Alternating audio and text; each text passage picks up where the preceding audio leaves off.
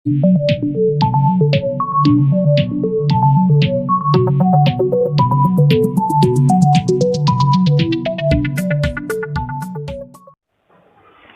Student, concepts of physics में आपका स्वागत है। आज हम लोग का टॉपिक है motion of a charge particle, यानी किसी चार्ज पार्टिकल का मोशन हम लोग स्टडी करेंगे इन इलेक्ट्रिक फील्ड और इन मैग्नेटिक फील्ड। इसको समझने के लिए सबसे पहले आप 11th क्लास का एक कंसेप्ट दोहरा लीजिए जो ग्रेविटी में आपने पढ़ा था कि जैसे मान लीजिए किसी ऊंचाई से किसी प्रोजेक्टाइल को यू स्पीड से आप थ्रो करते हैं। मान लीजिए ये जमीन से ऊंचाई जो है h है, h ऊंचाई से आप यू स्पीड से किसी प्रोजेक्टाइल को हॉरिजॉन्टली थ्रो किए, तो अगर ग्रेविटी नहीं होता तो ये प्रोजेक्टाइल सीधा हॉरिजॉन्टल मोशन में ही जाते रहता। तो ग्रेविटी होने की वजह से इसमें वर्टिकल मोशन भी आ जाता है, और ये vertical motion initial vertical velocity 0 होता है, और जैसे जैसे नीचे की ओर आता है, यानी नीचे की ओर आने का इसका पाथ ये होगा, जैसे जैसे ये नीचे की ओर आता है इसका वर्टिकल स्पीड बढ़ते जाता है। और जैसे अब कुछ नीचे आया, शुरू में वर्टिकल स्पीड 0 मान लीजिए, उसके बाद कुछ नीचे आएगा, हॉरिजॉन्टल स्पीड वही रहेगा लेकिन वर्टिकल स्पीड पहले से बढ़ गया। कुछ और नीचे आया तो हॉरिजॉन्टल स्पीड वही रहेगा, नीचे आने का स्पीड और बढ़ गया। कुछ और नीचे आया तो हॉरिजॉन्टल स्पीड वही रहेगा, वर्टिकल स्पीड बढ़ गया। तो यहाँ आपको समझना ये है कि हॉरिजॉन्टल स्पीड वही क्यों रह रहा है, क्योंकि आपने इसको थ्रो किया है हॉरिजॉन्टली और हॉरिजॉन्टल स्पीड आपने दिया है यू, और हॉरिजॉन्टल डायरेक्शन में इस पर कोई फोर्स नहीं लग रहा है। तो इस डायरेक्शन में जब कोई फोर्स नहीं लग रहा है तो हॉरिजॉन्टल डायरेक्शन में ना कोई एक्सेलरेशन होगा ना रिटार्डेशन होगा, इसलिए हॉरिजॉन्टल मोशन हमेशा यूनिफॉर्म है। और वर्टिकल डायरेक्शन में हमेशा फोर्स ऑफ ग्रेविटी लग रहा है, जिसकी वजह से इसका स्पीड शुरू में वर्टिकल डायरेक्शन में 0 है, फिर धीरे धीरे धीरे बढ़ता जा रहा है, और इस प्रकार प्रोजेक्टाइल का मोशन पैराबोलिक हो जाता है। ये हमने 11th क्लास में पढ़ा है। और पैराबोलिक का मैंने 11th क्लास में जब पढ़ाया था तो भी बताया था कि पैराबोलिक की इक्वेशन की पहचान है कि y इज इक्वल टू, मान लीजिए कि ax स्क्वायर प्लस सी। ये मैंने जनरल ऐसे ही एक इक्वेशन दे दिया, यानी इसमें वेरिएबल 2 है, x और y, चूंकि xy प्लेन में मूव कर रहा है। तो एक एक्सिस पर पावर 1 हो और दूसरे एक्सिस पे यानी दूसरे वेरिएबल पे पावर 2 हो, तो ऐसा इक्वेशन पैराबोला का इक्वेशन होता है। मैथमेटिक्स में आपने भी पढ़ा है। और अगर दोनों वेरिएबल पे पावर 1 हो तो वो लीनियर इक्वेशन हो जाएगा। तो इस प्रकार हम लोगों ने डेराइव भी 11th क्लास में किया है कि पाथ ऑफ प्रोजेक्टाइल जो है पैराबोलिक होता है। तो अब यहाँ आ जाते हैं हम लोग अपने टॉपिक पर। मैं ये मिटाकर आपको बताता हूं। अब देखिए, ये दो पैरेलल प्लेट्स हैं, एक पॉजिटिव चार्ज का प्लेट, एक नेगेटिव चार्ज का प्लेट, और दोनों पैरेलल प्लेट के बीच में इलेक्ट्रिक फील्ड सेटअप है, और इलेक्ट्रिक फील्ड का डायरेक्शन पॉजिटिव से नेगेटिव की ओर वो इलेक्ट्रिक फील्ड ई है।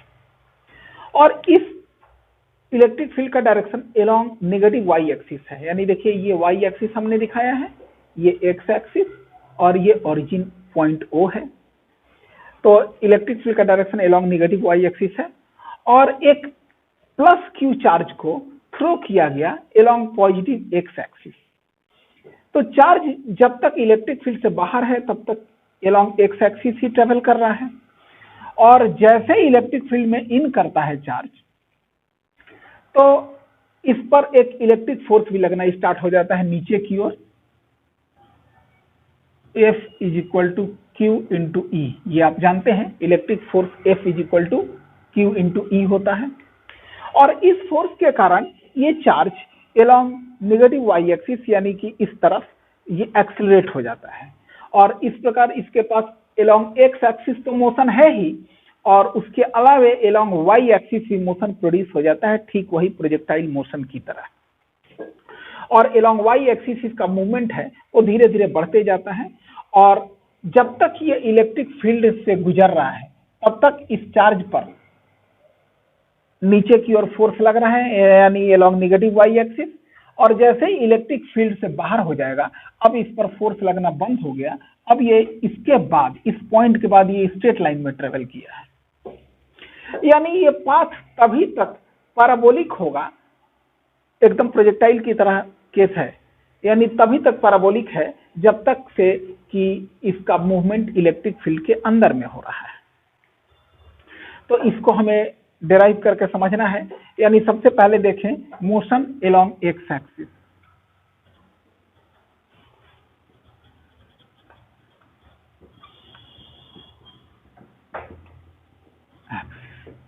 तो ये प्लेट की चौड़ाई यानी इलेक्ट्रिक फील्ड कितने दूर तक है, तो वो हमने मान लिया,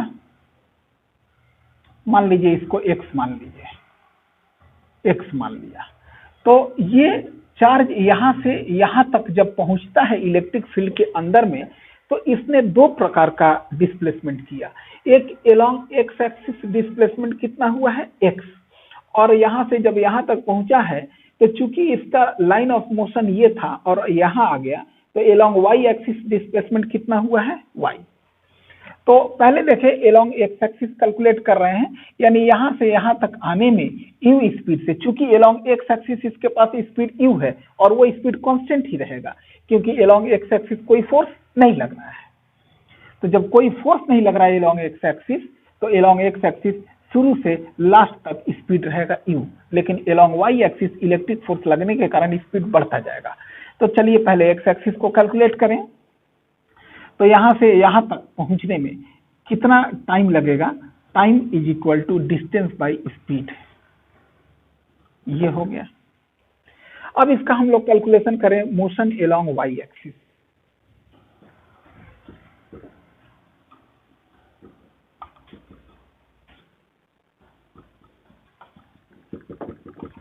अब मोशन अलोंग वाई एक्सिस आप देखेंगे तो अलोंग वाई एक्सिस इसका एक्सीलरेटेड मोशन है। तो आपको मैं फॉर्मूला याद दिला दूं, आपको याद होगा s is equal to ut plus half at square. इसको लिखने की जरूरत नहीं है, मैं याद दिला रहा हूं ताकि आप समझ लें, इसी को अप्लाई कर रहे हैं। यानी वर्टिकल डायरेक्शन में जो डिस्प्लेसमेंट हुआ है वो कितना हुआ है y, तो s के जगह पे y हो गया। और वर्टिकल डायरेक्शन में शुरू में नीचे आने का स्पीड 0 है, जैसे इलेक्ट्रिक फील्ड में इन किया है तो नीचे बढ़ने का स्पीड 0 है, तो जो इनिशियल स्पीड है उसके जगह पे 0 पुट कर दिया, time t plus half a t square. तो अब यहां देखिए ये आपका हो जाता है y equal to half a t square. अब यहाँ टाइम की वैल्यू को डाल दें, from equation first x by U हो जाएगा, यानी half a x by U square. अब दूसरा चीज यहां देखिए कि एक्सेलरेशन इस पर कितना होगा, since electric force acting on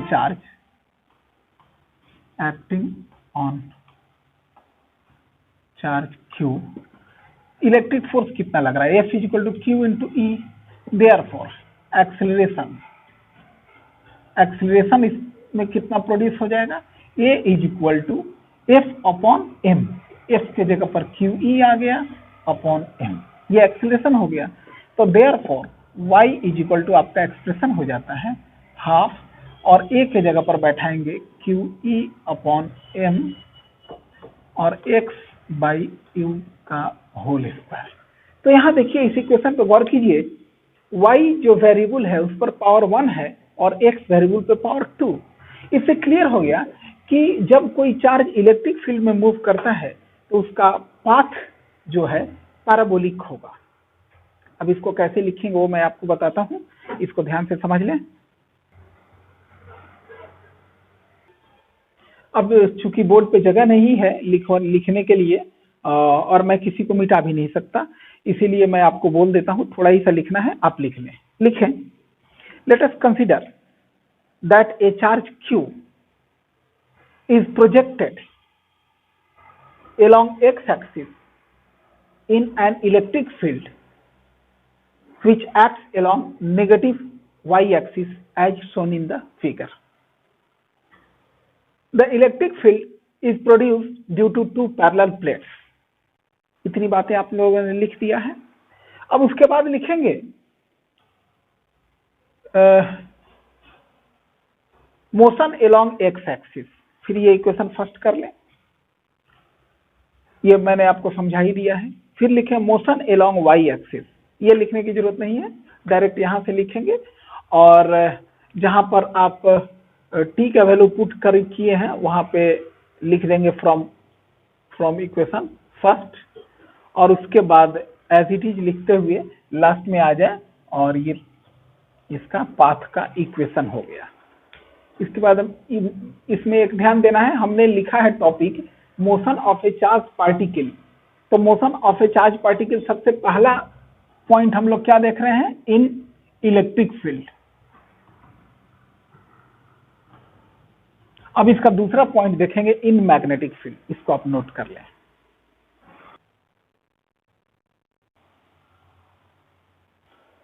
अब देखिए, अब हम स्टडी करेंगे motion of a charge particle in a magnetic field यानी इन मैग्नेटिक फील्ड। इसमें सबसे पहले हम लोग देखेंगे कि मैग्नेटिक फील्ड जो है एक मूविंग चार्ज पर क्या फोर्स लगाता है। एक बात आप जान लीजिए कि मैग्नेटिक फील्ड एक स्टेशनरी चार्ज पर कोई फोर्स नहीं लगाता है, मैग्नेटिक फील्ड सिर्फ मूविंग चार्ज पर फोर्स लगाता है। इसको थोड़ा सा हम लोग समझ ले यहां पर कि जैसे मान लीजिए ये मैं तीनों एक्सिस बना देता हूं, ये है एक्स एक्सिस, ये है वाई एक्सिस और बोर्ड से परपेंडिकुलर है जेड एक्सिस। और मान लीजिए कोई चार्ज Q जो है, ये चार्ज Q प्लस Q, इसको इस तरफ भी स्पीड से छोड़ा गया है, यानी और मैग्नेटिक फील्ड का जो डायरेक्शन है वो अलोंग वाई एक्सिस है। मैग्नेटिक फील्ड का डायरेक्शन अलोंग वाई एक्सिस है। तो वेलोसिटी ऑफ चार्ज और मैग्नेटिक फील्ड के बीच में एंगल थीटा है। तो यहां ध्यान दीजिए, वेलोसिटी ऑफ चार्ज का वह कंपोनेंट लीजिए जो मैग्नेटिक फील्ड से परपेंडिकुलर है, v sin थीटा। एक बात आप जान लीजिए कि अगर इस चार्ज को मैग्नेटिक फील्ड के डायरेक्शन में ही प्रोजेक्ट करते तो मैग्नेटिक फील्ड इस पर कोई फोर्स नहीं लगाता। यानी कब कब मैग्नेटिक फील्ड किसी चार्ज पर मैग्नेटिक फोर्स नहीं लगाता है, पहला कि जब चार्ज स्थिर हो यानी स्टेशनरी हो तब भी मैग्नेटिक फोर्स उस पर नहीं लगता है, और दूसरा चार्ज का motion along the direction of magnetic field हो तब भी उस पर मैग्नेटिक फोर्स नहीं लगता है। तो मैग्नेटिक फोर्स कब लगेगा, जब चार्ज का मोशन मैग्नेटिक फील्ड से परपेंडिकुलर हो तो उस पर फोर्स मैक्सिमम लगेगा। तो यहां जो हमारा केस है, चार्ज का जो मोशन है ना तो मैग्नेटिक फील्ड के डायरेक्शन में है पूरी तरह से और ना पूरी तरह से परपेंडिकुलर है। तो एक बात ध्यान रखिए कि इस चार्ज पर जो फोर्स लगेगा मैग्नेटिक फोर्स, वह उसके वेलोसिटी के उस कंपोनेंट के वजह से लगेगा जो कंपोनेंट मैग्नेटिक फील्ड के डायरेक्शन से परपेंडिकुलर है। यानी मैग्नेटिक वेलोसिटी का वह कंपोनेंट जो मैग्नेटिक फील्ड से परपेंडिकुलर है वो कंपोनेंट कितना है, v sin थीटा। यानी v sin थीटा कंपोनेंट की वजह से इस पर मैग्नेटिक फोर्स लगेगा। और ये मैग्नेटिक फोर्स किधर लगेगा वो जान जाइए। तो मान लीजिए ये फ्लेमिंग लेफ्ट हैंड रूल में हम लोग इस उंगली से मैग्नेटिक फील्ड को डिनोट करते हैं और इस उंगली से मोशन ऑफ चार्ज और अंगूठा से उस पर जो फोर्स लग रहा है। तो यहाँ देखिए मैं फ्लेमिंग लेफ्ट हैंड रूल लगाता हूं, मैग्नेटिक फील्ड के लिए ये उंगली हमने ऊपर कर दिया और चार्ज का मोशन इस तरफ है, यानी जिस मोशन से मतलब है v sin थीटा इस तरफ है, तो मोशन की ओर ये उंगली, तो फोर्स इस पर लगेगा बोर्ड से परपेंडिकुलर। तो बोर्ड से परपेंडिकुलर हमने कौन सा एक्सिस माना है, जेड एक्सिस। हालांकि बोर्ड पर बनाने का जेड एक्सिस का तरीका ये है, ये जेड एक्सिस मान लीजिए हो गया, और इस डायरेक्शन में इस पर फोर्स लग रहा है इस तरफ, यानी एलोंग जेड एक्सिस जो चार्ज पर फोर्स लग रहा है उसको हमने ऐसे दिखा दिया है। ये मेरे ख्याल से अब आपको बिल्कुल क्लियर होगा। अब इसको देखिए कैसे लिख लें, तो ये लिखे force on a charge moving in a magnetic field, इसको हम लोग मैग्नेटिक लोरेंट्ज फोर्स भी कहते हैं। आगे लिखिए force on a charge moving in a magnetic field is number 1 directly proportional to the magnitude of the strength of the magnetic field, और यहां दिखा दीजिए F डायरेक्टली प्रोपोर्शनल B। दूसरा point, directly proportional to the magnitude of the charge, यानी F directly proportional to B, यानी force कितना लगेगा वो मैग्नेटिक फील्ड पर भी डिपेंड करता है, और चार्ज कितने वैल्यू का है उस पर भी डिपेंड करता है। और तीसरा point, directly proportional to the component of the velocity along the direction perpendicular to the direction of the magnetic field, यानी हमने बताया था कि मैग्नेटिक फोर्स वेलोसिटी के उस कंपोनेंट पर डिपेंड करता है जो कंपोनेंट मैग्नेटिक फील्ड से परपेंडिकुलर है। तो उसके नीचे लिख लेंगे F directly proportional V sin theta. फिर कंबाइनिंग द अबव फैक्टर, तो F directly proportional B Q V sin theta. और जब प्रोपोर्शनलिटी का चिन्ह हटता है तो आप ध्यान दें, ऊपर प्रोपोर्शनलिटी का चिन्ह हटता है तो एक कांस्टेंट K आ जाता है यहां पर, यानी F is equal to K B V sin theta. तो अब यहां आपको इस स्टेप के बाद K के बारे में बताना होगा, यानी ये स्टेप लिखने के बाद, मैंने बोर्ड पर नहीं लिखा है, आप लिख लेंगे, where K is the proportionality constant and its value is 1, इसका वैल्यू 1 होता है। तो अब हमारा फाइनल यहां आ गया, ये चीज K की जगह पे 1 हो गया, उसको लिखने की जरूरत नहीं है।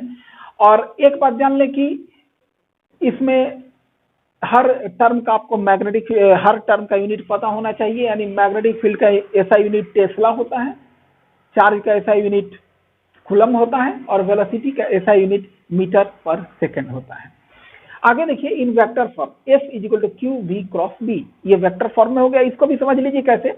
हम जानते हैं कि जैसे कोई वेक्टर होता है C, और C वेक्टर जो है A क्रॉस B का रिजल्ट है, यानी वेक्टर A इस बोर्ड के प्लेन पर है और वेक्टर B भी इस बोर्ड के प्लेन पर है, तो इसका क्रॉस करने पर जो वेक्टर आ रहा है वो वेक्टर C बोर्ड से परपेंडिकुलर होना चाहिए along right hand thumb rule, यानी राइट हैंड थंब रूल के अनुसार क्रॉस प्रोडक्ट का डायरेक्शन A से B की ओर है।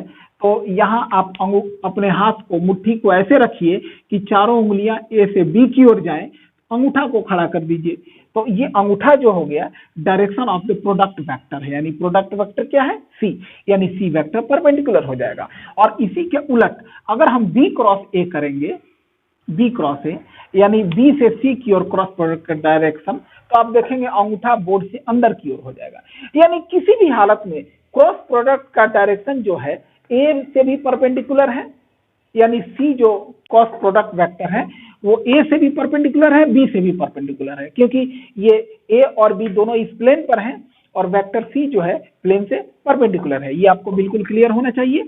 तो यहां भी आप देखेंगे कि जो फोर्स वेक्टर है V और B का प्रोडक्ट है, यानी फोर्स जो है V से भी परपेंडिकुलर होना चाहिए, B से भी। तो वेलोसिटी जो है बोर्ड के प्लेन पर है, मैग्नेटिक फील्ड बोर्ड का के प्लेन पर है, तो इस पर जो फोर्स है राइट हैंड थंब रूल से देखिए V क्रॉस B किया गया है, V से B की ओर क्रॉस का डायरेक्शन है।